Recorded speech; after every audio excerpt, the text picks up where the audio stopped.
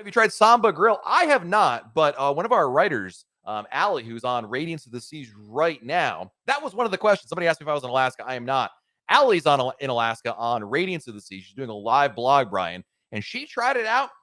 Samba Grill is the Brazilian steakhouse, and she said it was amazing. She really liked it. So there you go. I mean, next opportunity I have, I'm definitely going to try it out myself. If your check-in is 11:30, realistically, what time can you get on board?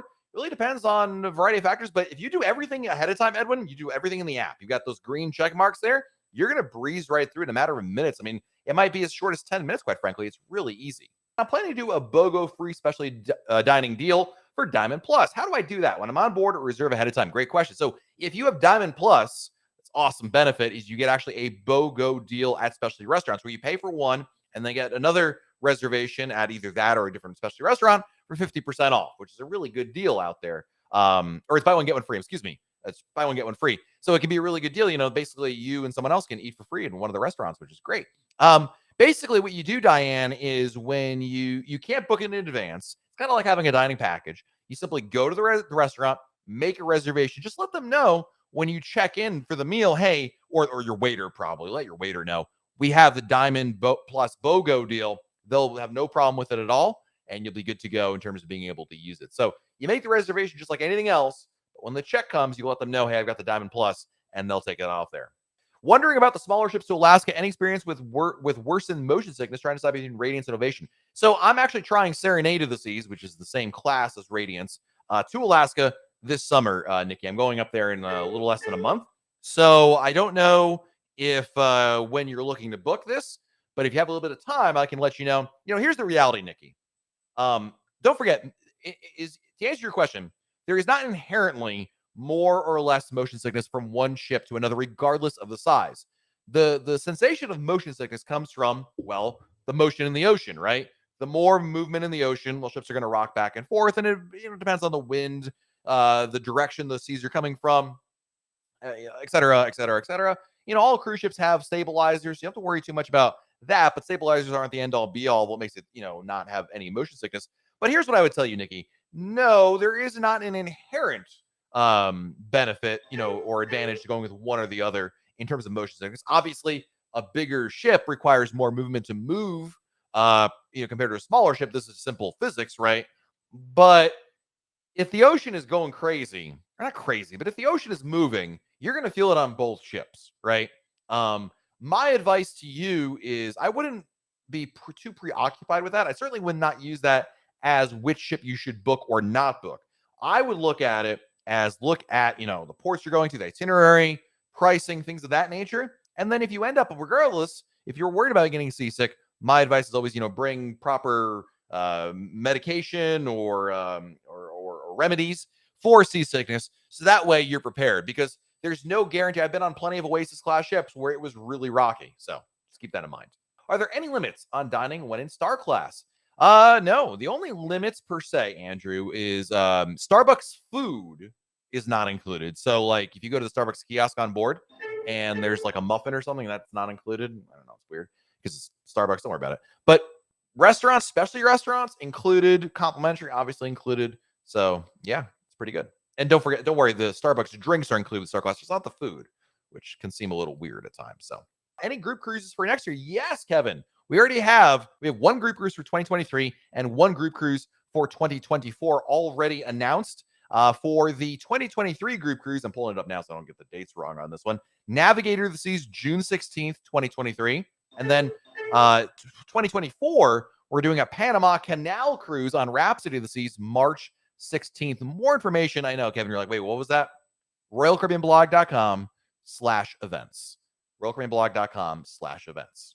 Can you bring a Starbucks gift card from home and use it on the Starbucks on the ship? Yes, you can use your Starbucks gift card to pay for drinks and earn rewards, Beverly, but you cannot redeem rewards. You can do that afterwards, but you can't redeem rewards on board the ship. You can absolutely use a gift card to pay for Starbucks drinks on board.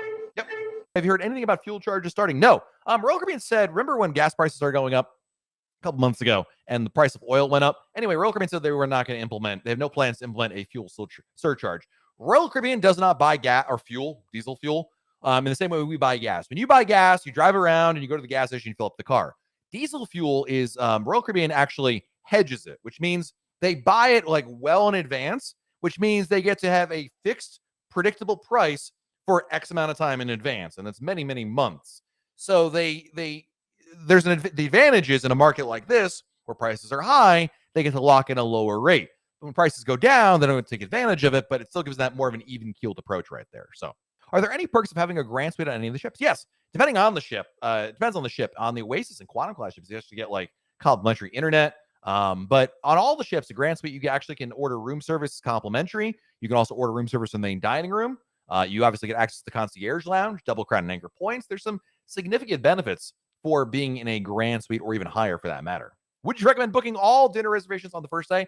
Yes. Not only do I recommend it, you really need to do that, Sean. So definitely do that on the first day. In fact, I would do that like as soon as you get on board the ship. It's that important because they can't sell out. What's your go-to drink to start the voyage? Oh, lava flow with Kraken rum. Make sure you ask for Kraken rum. Lava flow is a good drink. It's a pina colada with a fruit mixture in there, but lava flow with Kraken rum, it will change your life, Kino. Have a great, great time. I've been hearing that certain brands of alcohol are not being stocked, like Crown Royal, going on Harmony in June. Have you heard of this? Yes, I have heard of this. I've seen it in some cases. It's been hit or miss, Brian. Some ships, sometimes they have it. Once they only have it, when they don't.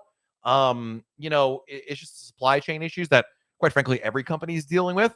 So I can't promise you, Brian, that your cruise in June will or will not have it. But the good news is a lot of supply chain issues are getting better as we move forward here. But yes, I've heard of it. No, I can't promise you or tell you definitively what you should expect on board. But they do a pretty good job of stocking most of the stuff. I never brought a kid on a cruise. How much of a hassle is it to get them in Adventure Ocean? It's really easy. Go on. Here's what you want to do, Glenn. Day one at 1 o'clock, go to Adventure Ocean, sign them up. It's just a registration. It's pretty basic. Name, information, any important information you need to provide the counselors. Also, your kids get to meet the counselors and see the space, which is really helpful. Then 7 o'clock every night, show up to Adventure Ocean, drop them off. Easy peasy. It is really, really nice, and it's gotten a lot better. You may have heard horror stories from earlier this year and late last year with limited capacity in Adventure Ocean. That was a hassle. That's all gone now, so you don't have to worry too much about that. Any tips for working remotely on Allure 11 days on a back-to-back? Oh boy, I would find, there's an internet connection everywhere, but I do find sometimes the internet connection is better, Shannon. Number one, when you're close to a hotspot. So depending on a lot of people tend to work from their staterooms, but that doesn't necessarily mean that there's a router like close by. So number one, I would look for places that are closer to routers. Number two, I generally find less network congestion in places where there's less people generally. So as an example, the solarium at night, the pool deck in general at night, a lot less people might be a good option for you. But otherwise, just let your work know, like, I'm here, but internet's being wonky, so just bear with me because there can be some, things like this. Occasionally it does go out, but it comes back. So yeah. What do you recommend I spend the pre-cruise $50 on? Ooh, internet service. If you don't want to spend anything more than 50, that's a pretty good use of your money. Yeah, I would say so. I would also argue, Lucille, honestly, a really like a shore excursion, because internet's fun and amazing, and I love the internet. I'm a nerd. I know, it's shocking with these kind of good looks. You're like, what, Matt? You're a nerd? I know, it's crazy. But but a shore excursion is really what it's all about. Like, I might even say, you know what, Lucille, forget the internet for a second. Book an awesome shore excursion. It's not going to cover the cost of it, but it'll help. And if you're going to buy one thing on board, I would probably say you want to do a pretty fun shore excursion would be definitely the way to go right there. It's really what cruising is all about. Hey, Matt, do you know if the 18% add-on is totally split among the crew, or does Royal Caribbean take a percentage? We always tip our wait staff, room steward, maitre d', and room service extra. Just curious. It's a great question, Brian. I have not seen any definitive information one way or another. For full disclosure, I always do my automatic gratuities. I pay those. In addition to that, I will tip cash to certain crew members, on a case-by-case basis where it merits it. Let me put it this way, Brian. No crew members ever told me don't pay the automatic gratuities because out of some concern that it goes somewhere else. I feel confident that the gratuities go where they're supposed to go. I also feel that if a certain crew member, whether it's my stateroom attendant, maitre d', waiter, really steps up and is like, you know what, this person is really going the extra mile here. Yeah, we're going to tip this extra money. I almost always tip our room attendant anyway, cash, in addition to the extra gratuities. Because if you've met my kids, or more to the point, if you've seen our stateroom after we leave each day where the kids have been in, that person deserves some extra money. I'm just going to say that right there. And can you request a late check on disembarkation day? No, it doesn't work that way. It's not like a hotel in that manner. Certainly, Megan, you can ask for the latest departure time. The departure times, by the way, whatever the time is, you don't have to leave exactly at that time. You just have to leave. That's the earliest you can leave. So, Megan, if you got an 8 o'clock departure time, but you don't want to leave until 9 o'clock or 9:30, you can do that. Keep in mind, by the way, you really can't do a whole lot. They're going to kick you out of the room by like 8 something in the morning. And then the dining room's closed pretty around, like, I'm going to say, let's call it 9-ish. There's not a whole lot to do, but if you want to take your time because you got a later flight, I've seen that happen, just go to the pool deck, read a book until they start making the announcements like you need to get off the ship. So we'll be live again next Monday right here on YouTube.